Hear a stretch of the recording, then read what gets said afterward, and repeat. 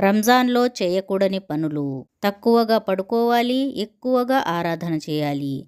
ఉపవాసం విరమించిన తరువాత మితిమీరి తినకుండా మితంగా తినాలి. ఆవేశానికి మరియు కోపానికి దూరంగా ఉండండి మరియు సహనాన్ని పాటించండి.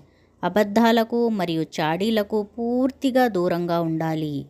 మత్తు పదార్థాలకి పూర్తిగా దూరంగా ఉండాలి. ఉదాహరణకు సిగరెట్, పాన్ పరాగ్, గుట్కా, మద్యం మొదలగునవి. రంజాన్ నెలలో మరియు ఇతర నెలల్లో కూడా ఎక్కువగా మసీదుల్లో పడుకోవటం మరియు మసీదుల్లో ప్రాపంచిక విషయాల గురించి చర్చించటం మానుకోవాలి.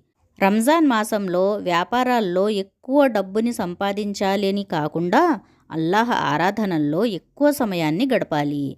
నమాజుల్లో ఇతరులకి ఆటంకం కలిగించకూడదు.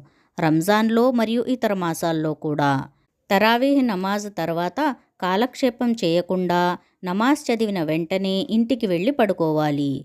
సోదరీమణులు సెహరీ మరియు ఇఫ్తార్ అంటూ వంటగదుల్లోనే ఎక్కువగా గడపటం కాకుండా ఖురాన్ పారాయణం, నమాజ్ మరియు దువాలు ఎక్కువగా చేయాలి.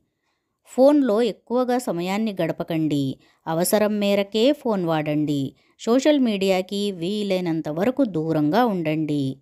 వృధా ఖర్చులు ఎక్కువగా చేయకుండా దాన ధర్మాలు ఎక్కువగా చేయండి. షాపింగ్లు చేస్తూ సమయాన్ని వృధా చేయకుండా అల్లాతో పాప క్షమాపణ వేడుకోవాలి. అల్లాహ్ మనకు రంజాన్ మాసంలో అసలైన ఆరాధన చేసేవారిగా చేయాలని మరియు వృధా అయ్యే ప్రతి పని నుండి దూరంగా ఉంచాలని మనస్ఫూర్తిగా కోరుకుంటున్నాను. ఆమీన్ యా రబ్బుల్ ఆలమీన్.